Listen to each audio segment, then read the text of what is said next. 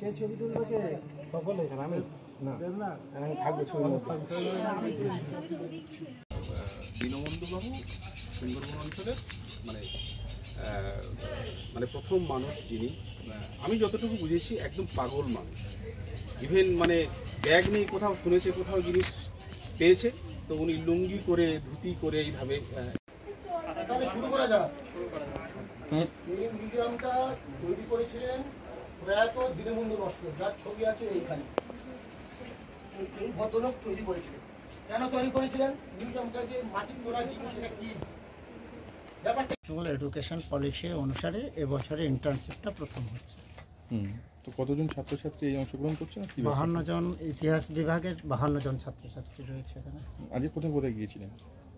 আজকে যাওয়া হয়েছিল জটার দেউল, তারপরে এখানে হলো, এরপরে আরও কয়েকটা জায়গা আমাদের ভিজিট রয়েছে। ফিরে যাবে। ছাত্রছাত্রীরা উদ্দেশ্যে কি বলবেন, ওনাদের কাছে কি পৌঁছে দেবেন?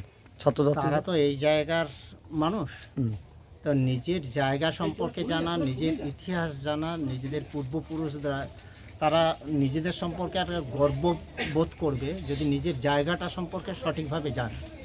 এর কত প্রাচীন ইতিহাস রয়েছে, ঐতিহ্য সমৃদ্ধ ইতিহাস, সেইটা সম্পর্কে তারা এখন জানছে, কৌতূহলী হচ্ছে।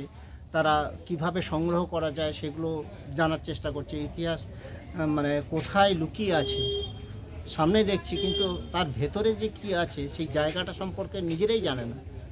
হ্যাঁ, সেই বিষয়ে সচেতন হচ্ছে। তারা তো শিক্ষিত, আর টিচাররা সঙ্গে রয়েছেন, আমাদের কিউরেটর এসছেন আমাদের সঙ্গে, তারা বুঝিয়ে দিচ্ছেন যে কিভাবে জিনিস সংগ্রহ করতে হয়, কী করে ইতিহাসটাকে তুলে আনতে হয় মাটির নিচ থেকে।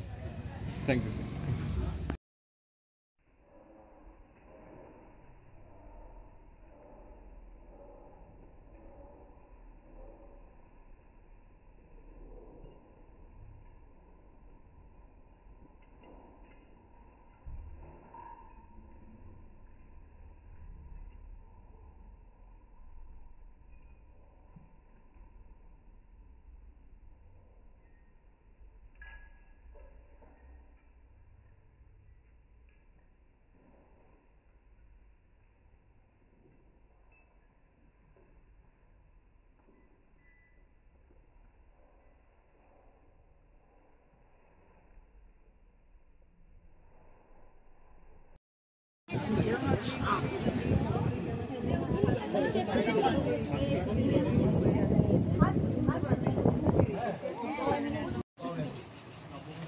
জিজ্ঞাসা চিহ্ন থাকলেও উত্তর লিখে সেভাবে প্রশ্ন করতে কি বললাম তোমরা বুঝতে পারো না?